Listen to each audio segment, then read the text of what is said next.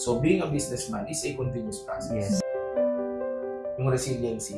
Kasi napaka-importante niyan. Kasi kung konting-konting hirap lang, Gigibak na. bumigay ka na, wala. At lalo na sa pagiging negosyante, pag mahina ka, huwag kang maging negosyante. Napakahirap. Kumbaga may kasabihan nga, di ba? Malayo na, pero malayo pa. Ikaw, anong kwento mo?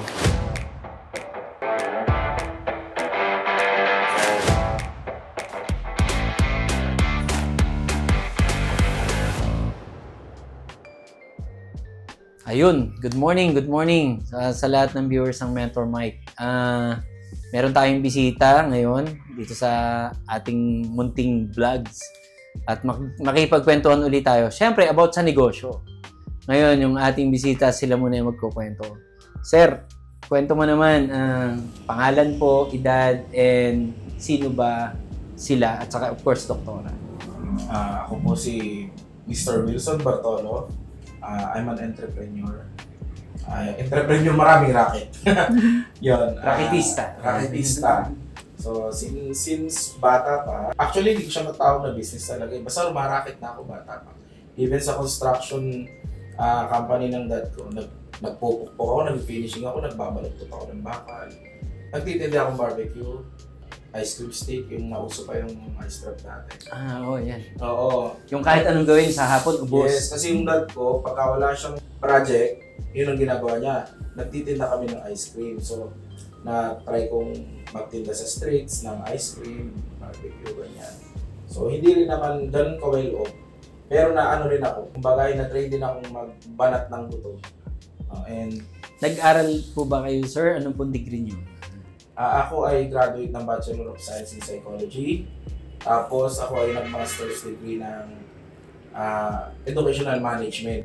Pero parang doon kasi sa nung masteral ako, ang nangyari is puro business yung tinuro, yung time na nag-ano ko, yung mga professor ko, puro mga doctor of business management sila. So, nangyari, puro business ang naituro. Ang galing.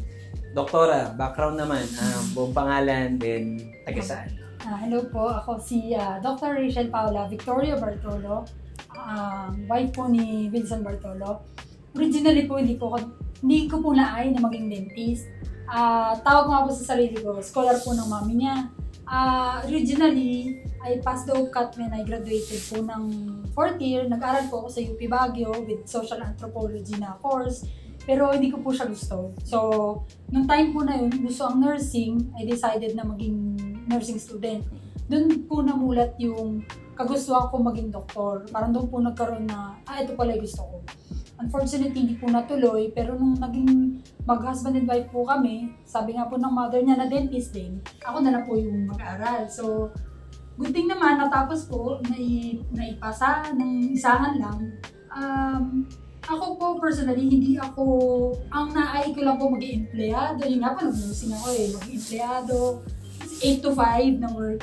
Pero since naging mag-partner na po kami, siya po yung nag-drive ng hindi, kailangan mag-business tayo. Kasi yung mindset ko, yung mindset niya na hindi tayo pwedeng tali sa oras ng company, corporation. So, yun po, unti-unti na inspire niya po ako. Tapos yun na po yung pinagkakaabala namin.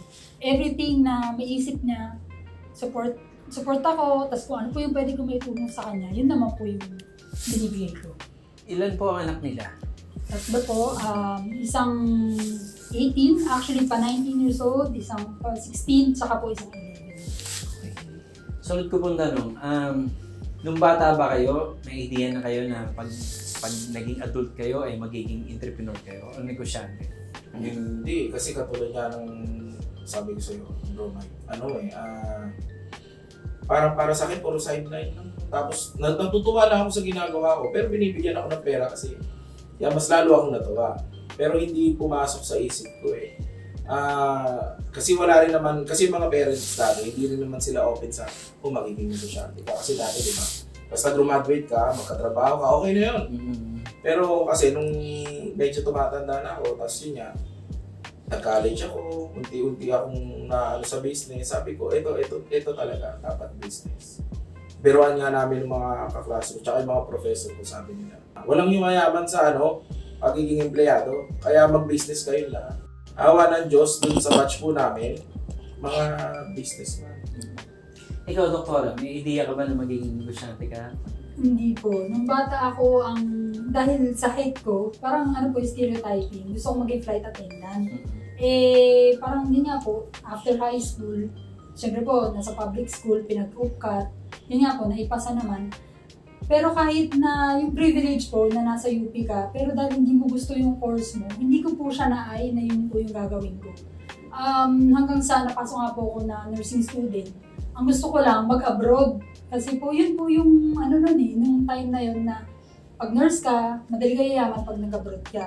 Yun nga po, may mga nangyari na unfortunate events, hindi ko po natuloy yun. Hanggang sa nag-meet po kami, naging mag-asawa, doon na po napunta yung track na pa-business pala po talaga. Sunod kong tanong, palagay nyo ba ano yung nagiging dahilan kung bakit kayo naging successful na business? Kasi gusto namin... Or talents nyo? Opo. Skill-wise, marami kaming skills eh. Pero kasi yung nag-drive sa amin para maging businessman or entrepreneur is yung to provide jobs sa society. Kumbaga para makatulong. So yun yung talagang target namin. Actually simulat sa pulpa dahil natutunan ko agad sa father ko, sumalangit na nga. Dahil nung siya ay nasa construction, sabi niya nga hanggat kaya niya kumuha ng tao kahit saan pa yan, kahit sino pa yan, kinukuha niya, binibigyan niya ng trabaho, pinagpa-construction. And sabi niya, kahit anong mangyari, wag mong titipirin ang mga empleyado. So doon talaga ako na-inspire para maging businessman. Tsaka syempre yung gusto ko kasi yung time sa family para yung memories, yung gano'n. Tama. Real talk tayo ng konti. Sabi nga, lahat gusto maging negosyante, lahat ganito gawin. Ngayon ba, kahit successful na kayo, palagay nyo ba may mga trials pa rin, challenges? Actually, marami. Hindi naman kasi po yan nawawala sa isang businessman, sa isang entrepreneur. Struggle talaga. Yun ang hindi maintindihan ng iba. Akala nila pag businessman ka, madali na. Ang sa totoo lang, mas maraming sakit ng yes. But we are continuing to sige lang, grind lang. Nalampasan. Kasi unang-una, hindi lang naman sarili namin, pamilya namin, may mga umaasa din. So talagang kailangan grind. At saka yung vision nga na makapag-provide ng mas marami pang chance. Wala pa kami dun eh. Kumbaga may kasabihan nga, 'di ba? Malayo na pero malayo pa. 'Di ba? So hindi natin Ang ganda nun Malayo na pero malayo. Yes, kasi from what we have nung mga bata pa kami. Kasi po, bata ko, ito lang na yung bahay namin eh. Yung clinic ng mother ko nandiyan, yung kwarto namin nasa likod. Natuto akong kumain niya ng talbos ng kamote tsaka yung bagong kanin na wala. Yan sabi ko, parang hindi naman halata, sir. From that, napasarap ng pandemic. From that, malayo na talaga. Pero kasi, kung yung vision, yung titingnan, malayo pa. So, kasi para sa akin, being a businessman is a continuous process. Para bang education is a continuous process. So, being a businessman is a continuous process. Yes. So, sa ngayon, ano yung mismong pinagkakabalahan ng isang Bart at saka ng isang Mrs. Bartolo? Yung pinaka-main focus. Kasi alam ko marami kayong ginagawang negosyo. So right now, yung dental clinic, kasi yan ang sumalba sa akin. Bread and butter. Kahit pandemic. So ako yung nagmamanage, siya ang workforce. So pagka may mga nag-a-apply na dentist, since naging HR din ako dati, ako na yung nag-i-interview, ginagawa ko na even marketing. Compensation, kanya rin. Marketing ako na. Tapos yun nga, dahil before may meet ako pero ngayon, nag-focus ako sa rice. Kasi diba sabi nga nila, pag entrepreneur ka, maghanap ka ng solusyon sa problema. Doon sa recently, ang taas ng presyo ng bigas, ng hindi ko naman sinisisi lahat. Dahil nga siyempre maraming middleman, maraming dinadaanan. Gusto kong makapag-provide ng affordable rice. Hindi ko pwedeng sabihin cheap kasi pinagpaguro ng mga farmers. So affordable rice. So ang ginawa ko, dumirekta ako sa rice mill. Talagang naghanap ako isa-isa ko sila. So natutulungan mo pa sila? Yes, kung sino may pinakamababa. Local. Sabi ko, I'm going to promote local. May naghahanap sa akin ng imported, sabi ko, I'm promoting local. Tapos ayun, nakausap ko sila, kumuha ako. unti-unti lang actually, kumukuha muna ako ng 15 sacks, 20 sacks, para unti-unti kong introduce. So, nasa bigas kami ngayon, awa ng Diyos, in 3 weeks, sabi nga nila, God will provide. Tapos kami naman yung nag-provide para sa mga tao ng puto. May mga umorder na sa aming restaurants. Yan, kahit yung mga maliliit na tindahan, pinagbibigyan namin yan. Kahit isang sako lang orderin mo, i-deliver namin sa iyo. Kasi yun nga yung advocacy, yun nga yung gusto ko rin mangyari sa ngayon. Makapag-provide. Kasi yun yung problem mahal. Mag-provide ako ng affordable para sa nasasakupan din. Ganda. Sa estado nyo ngayon, ano yung pangarap pa ng isang Bart tsaka ni Doktora? Kasi mag-asawa naman kayo, laging buo yung pangarap. Pero magandang pakinggan yan. Pangarap, makapag-travel lang wala lang. Actually, opo. Kasi building up memories with the kids. Yun lang talaga. Ang bilis pa naman nilang lumaki. Fast-paced po Actually, kung pangarap na kasi hindi naman yan about sa money lang. Hindi rin about sa Kasi ako, honestly speaking, hindi pa rin ka. Para sa akin, we're not successful. Hindi pa namin ka. Sabi ko nga, malayo pa, di ba? Pero ang pangarap pa namin is makapag-travel pa na habang mas malakas pa kami at mas bata pa sila yun, makapag-tour sa buong mundo. Yun yung talagang pangarap namin. Para sa akin naman, successful na kayo. Kasi at the end of the day, sabi ko nga lagi, yung basta wala tayong sakit at nakakapag-negosyo tayo, nakakapagbigay tayo ng employment, ng trabaho, success yun. Doktora, may pangarap? Ako po, pangarap yun. More than the travel, healthy. Sa edad po at sa buhay natin ngayon, gusto ko yung maabot namin yung certain age na kaya pa namin sumabay sa mga anak namin, sa mga magiging apo namin. Baka longevity. Yeah. Opo. Saka sir, dagdag ko lang yung isang question mo na kung ano yung meron sa amin, kung bakit pwede namin tawagin successful. More than the business perspective. Ito po, na-share namin sa iba pa namin kaibigan ng mga young couples din. Bakit kami okay as a couple? Number 1 lang po, never namin pinagawayan pera. Ay, ang ganda. We don't, parang mag-boyfriend, girlfriend pa lang po kami. Monthly allowance po ako, siya daily. Pinagmimix po namin yun. Hindi namin siya pinag-uusapan sa nating ginastos. Pareho po kaming gastador Yun po yung problema namin. Pero ang point is, as much as possible, pagtalunan natin ibang bagay, wag lang yung pera. Kasi, hindi ko po ina-underestimate yung value ng pera. Pero ang point po kasi, yung pera, hindi tayo pwedeng paikutin yan. Yes. Dapat po tayo ang magkocontrol, magpapaikot ng pera. Siguro po, yun lang yung pwede kong i-impart as a couple, as a business persons na for 19 years lang kami magkasama. 19 years na po kami, neto lang January 26. Pagkasunod tayo.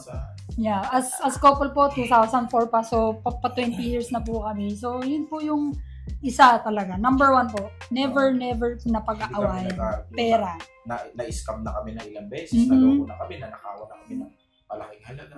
Pero hindi namin pinagawain. Actually, yung mga nagnakaw sa amin, ang saya nila kasi hindi namin sila hinatol Pero kumbaga po, pero bigyan din natin ng justice. Pero ang ganda ng sinabi nyo kasi kayo lang yung pansin ko, hindi ko maalala mabuti, pero alam ko kayo pa lang yung mag-asawa na in-interview ko. Maraming mag-partner, magkapatid, magpinsan, pero kayo yung mag-asawa. So maganda yon kasi aanhin natin yung tagumpay regarding sa pera, kung yung pala yung pagmumula ng pag-aaway at mawawatak ang pamilya. So, talagang yun gusto nating mangyari talaga Nag-grow tayo, pero yung value natin bilang Pilipino, yung core family value, nandun pa rin. Yun, may kasunod akong tanong dyan. Sige po.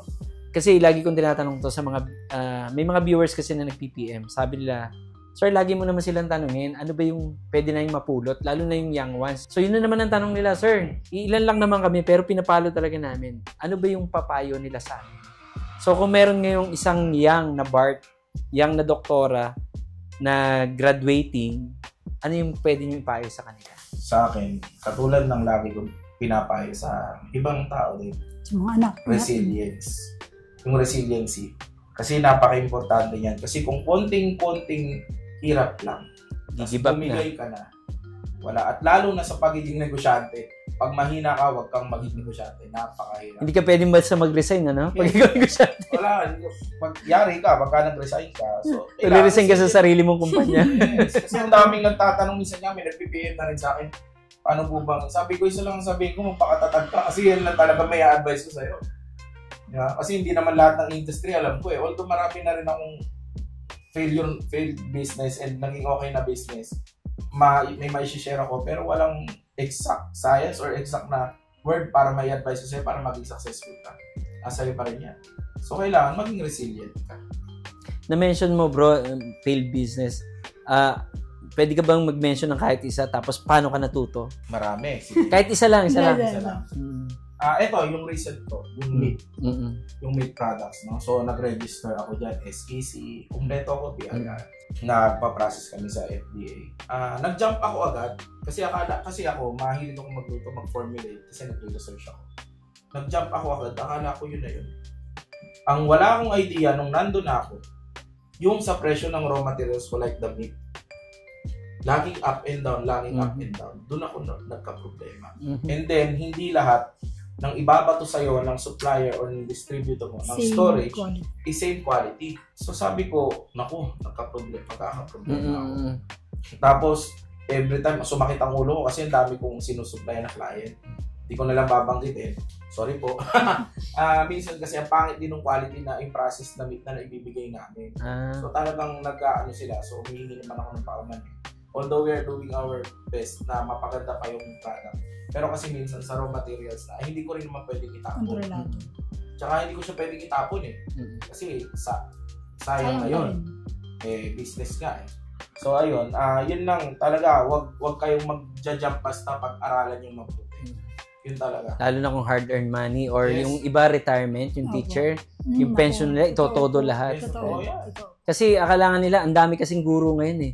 Ang dali-dali. Kung ganun pala kadali, sana lahat tayo. Ang dami lumalabas sana lahat, bilyonaryo na ngayon, bilyonaryo na ngayon, di ba? Pero hindi, talagang ang hirap. Lalo na ang pinaka-importante pa yung costing. Kasi para sa akin ay alam ko na, i-costing ko na eh. Nalintikan talaga ako. Talagang yung ano niya. So, yun yung huwag kayong basta tumalon. Ako nga, mali ko yun kasi as a researcher din. Dapat pinag-aralan ko bang mabuti. Kasi usually naman pinag-aaralan ko. Pero bakit that time? Bigla ako nag-jump. Na-excite ka? Yes. And another. Yung sa vape, nag-invest din nag-vape ka rin. Nag-invest din ako dyan eh. Hindi ako naninigarilyo. Pero kasi parang nakita ko, kasi medyo naging greedy ako that time. Hype siya. So parang, sige, kuha tayo. Ang ganda ng benta. Sumunod nun, kinabukasan, pinagmimitingan na sa Senate, tapos pinablock lahat. Patay ka ako, yung stocks natin. Ang dami, ginawa ko, pinadala ko siya sa Bulacan. Ang hindi ko alam, nag-expire pala siya within 3 months, pumapakot pa. So, expired. Wala na. Lumipat pa. So, huwag din kayong magninegosyo kung hype lang. Yes. Yung sama sa pad. Yes, or ang daming nagpapakilala dyan. Alam nyo kung sino yung mga yan. Ang daming nagpapakilala dyan. Huwag kayo, kasi mabulaklak ang bibig. Lalo na kung gusto nilang kumita sa'yo. Tapos bebentahan pala ng seminar at saka ng... Yes. Yung pinakatotohanan, gusto nilang kumita sa'yo, mauuto ka talaga. Lalo na kung ikaw ay medyo bago-bago sa negosyo. Most likely, hindi ko naman sa yung mga W. Diyan sila kumukuha ng parang ang dami nilang niloloko dyan. So, ingat. Sabi nga, for evil to triumph is for good men to do nothing. Kaya tayo nagkakaroon ng ganitong information campaign. Pero sige, napagkwentuhan natin yung failure. Doc, anong advantage o bentahe o success ng isang clinic? Kasi kahit pa paano, alam ko na papag-aral niyo mga anak niyo, naging maayos kayo, nagbahay, sasakyan, may mga tauhan. So, anong bentahe nung meron? Para dun sa aspiring na gusto maging personally po, ang pagdedentista, maganda siya as profession at the same time kung business-wise. Bakit po? Sarili mo yung oras mo. Tapos, maganda naman talaga income. Hindi naman natin di-deny yun. Besides that, pag ako po, katulad ko, mas more on talaga po ako dun sa satisfaction ng pasyente. More than the profit, syempre. Serbisyo po yun eh. At saka katawan po ng tao yun. Yun po yung lagi ko in-explain sa pasyente. Minsan nga po, kung 1.5 hour yung procedure, half lang nun yung procedure itself. Mas nagpo-focus po ako sa papaliwanag ko sa kanila kung ano yung pros and cons sa mga ganito. Kasi para po, at the end of the day, kung ano yung pipiliin nilang procedure, hindi nila pagsisisihan. May guidance ko, pero sila yung final say. ang sarap po sa pakiramdam na pagkatapos ng lahat ng procedure na yun, magme-message sa'yo, Doc, thank you for restoring my self-confidence. Parang binigyan mo ako ng dagdag na lakas ng loob na humarap ulit sa tao. Kasi binigay mo yung smile na dapat meron ako talaga. So yung pagtatayo po ng dental clinic, hindi siya basta ipuput up mo. Kailangan alam mo kung ano yung goal mo as a dentist, as a person, as a businessman or businesswoman. Kasi hindi po siya profession lang, hindi siya Personalized po. Opo, personalized. Personalized po. Ang maganda po doon, na makikater mo yung bawat client mo or pasyente mo based doon sa needs nila at sa kung ano lang yung kaya nila ibigay sa'yo. So, yun po talaga. Tsaka yun, time. Time po talaga. Kaya yung dagdag ko lang, yun nga. Kasi ang motto ng clinic is to provide affordable and quality dental treatment. Ay, ang ganda naman. Ganda. Opo. So, yun talaga yung mission. That's why marami kayong kliyente ng mga estudyante. Tama? Opo. Bukod sa estudyante. Sa ibang bansa, yung bang gagaling pa rin Yeah, ibang opo. bansa. Meron po. Pinapasya. 1 year ang planning kasi usually po, di ba, pag nagbabakasyon, weeks lang, months lang. 1 year pa lang, Doc, gatong date ako uuwi, anong gagawin natin yan? Meron din pong mga pasyente na ang lalayo, pero willing silang pumunta. What about corporate? Halimbawa, yung mga staffs ko, gusto Opo. kayong kausapin ng HR namin. Nag-accept din kayo ng Well, ganun. sure po, no problem. Ano naman po, actually po, yung dental clinic ko po, strictly by appointment. Bakit? Kasi po, I value other person's time. Ayoko po nang nalilate ng pasyente. At the same time, ako naman din po, I try as much as possible na hindi malate. Kasi yung pag-iintay nila, ang dami po nila pwedeng gawin eh. So kaya po ako, laging schedule ng appointments para yung oras ng pasyente na binigay na nila para pumunta sa clinic, masusuklihan ko rin. So kaya po ako, as much as possible, pagka may mga katulad po yan, yung sa HR nyo, kung magpapaschedule po, diba po, itong month na to, puro ganitong client, wala pong We problema. can connect Opo. sa mga companies. Opo. Kasi katulad niyan, may mga dentist din naman kami under sa kanya. Kaka-hire nga lang namin, Opo. ito lang. So, kaya namin mag-cater ng companies. At- na kaya rin namin magbigay ng discount. Kasi nga, affordability eh. Ang problema lang kasi, pasensya na po sa may mga Medicard, hindi kami Hindi siya matanggap, ha? Pero, ayun nga, yun yung pinaka parang ano namin eh, pang tabla dun sa hindi kami tumatanggap ng Asian mo, nagbibigay kami discount. At least diretso na sa tao. Opo. Isa pang tanong regarding to sa clinic nyo. Kayo ba ay willing mag-accept ng mga new things, new technology, or halimbawa, bagong pamamaraan, or Opo. mag-improve? Yes. Opo. Yun. Kasi kailangan mag-adapt tayo. Or halimbawa, sa- bagong toothpaste o bagong Opo, tooth no powder? problem. Yes, Opo. yes, yes. Tsaka, Willing kami. ako po personally, hindi po ako nagre-recommend ng products unless na ako po mismo natatry ko. Kung magkakaroon nga ng AI sa dental gel, Why not? Why not? Kasi we are progressing. No po. Kasi sabi nga ni Charles Darwin, it's not the smartest, it's not the most intelligent or strongest. It's the one who easily adapt the new things or changes. No po. Panghuling katanungan sa mabilis nating Opo. kwentuhan. Baka saan kayo pwedeng matatagpuan yung clinic nyo? Saan ba yun? Baka may gusto kayong Facebook page o Opo. TikTok na gusto nyo i-promote. Okay po. Please, yung mga OFW natin pagkakadating, natutuwa ako sa kanila. Talagang pinupuntahan nila yung mga kinakausap natin. Ang clinic po namin, Bartolo Dental Wellness Clinic, located po siya sa loob po mismo ng Fatima University Medical Center, second floor po. You can contact us through our Facebook page, Bartolo Dental Wellness Clinic. May contact numbers din po, 0949-315-1228. Pwede po kayo mag-message doon, mag-message sa Facebook for appointments. Again po, baka lang natutoxican po sa by appointment, pero mas maganda po siya talaga kaysa po yung mag-aantay kayo ng time nyo. Mas organized. Opo, mas organized po. At talagang specialized po yung pag-treat sa patients. Sir Bart, regarding sa bigas, saan ka nila gustong kontakin? May meron din kaming page, Golden Saka Trading. Ayun, kung gusto nyo pong magbigasan, magnegosyo ng bigas, pwede nyo po kaming kontakin sa page na yun. Kung gusto nyo pong kahit na 10 sacks muna, para magsasari-sari store, or mag-start ng mini bigasan, pwede nyo po kaming kontakin. Mag-usap tayo, we can help you with that. Thank you. Salamat sa pagpapaunlak ninyo sa maikli nating kwentuhan. At yun, sa Mentor Mike, palagi kong tinatanong, ikaw, lahat tayo kasi may kwento. Ikaw, anong kwento mo? So, kita-kits tayo sa sunod na episodes. Good morning lagi and see you. Bye-bye.